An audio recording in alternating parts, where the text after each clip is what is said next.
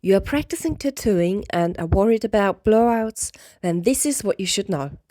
There are 3 mistakes you can do when you tattoo to cause a blowout, and the first one is about the needle death.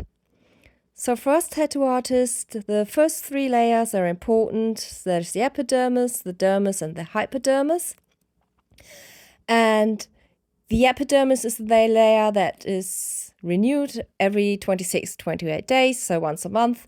And if you tattoo in there, the ink won't stay. So for us, the dermis is actually the important layer. If we push the ink into this layer, it will stay and it won't fade over the years and it won't spread. And the reason for that is that the cells in the second skin layer are much closer to each other than in the other layers, and the ink, when we're pushing the ink between these cells, the macrophages will absorb the ink and it will stay where it should stay.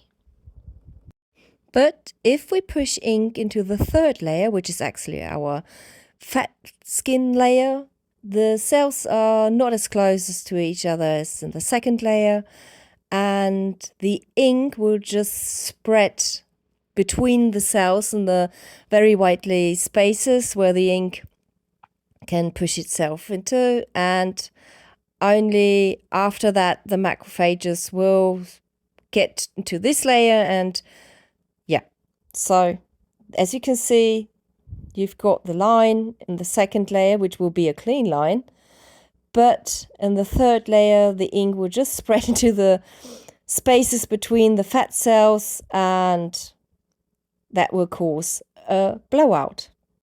The second mistake is the wrong angle, or as I would say, the wrong direction of pushing or pulling the needle with the actual line.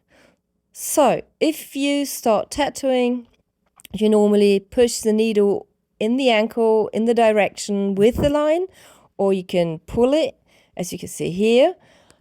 But here you can see the line if we would cut through the skin, and my pen is a needle now, and if we pull the needle in the right angle with the line, that will be a clean line later on. But some people, they make the mistake and they're not going in an angle with the line.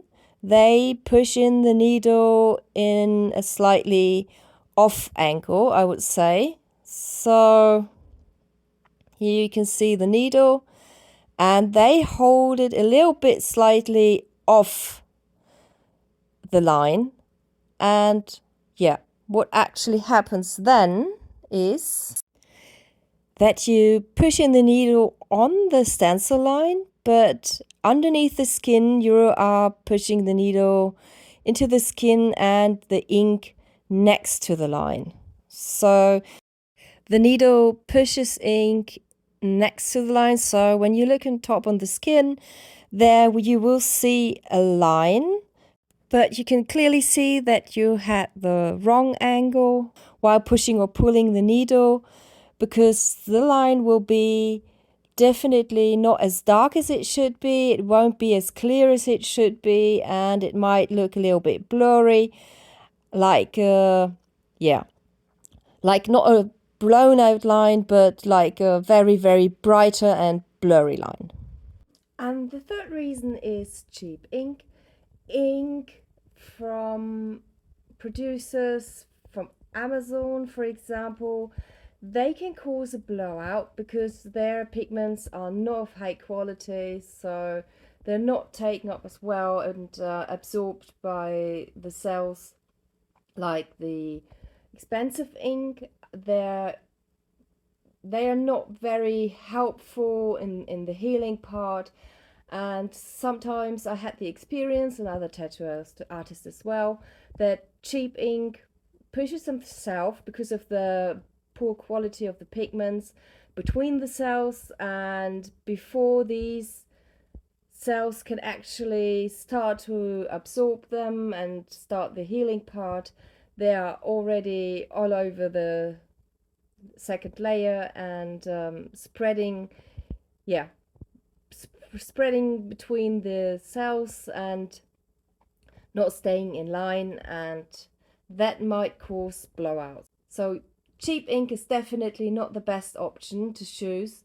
If you want to have a tattoo without blowouts, then take definitely better or more expensive tattooing. And yes, it might work for you, for your skin, but as I said, I had the experience that most of the cheap inks are definitely not the best quality, and some of them really tend to blow out.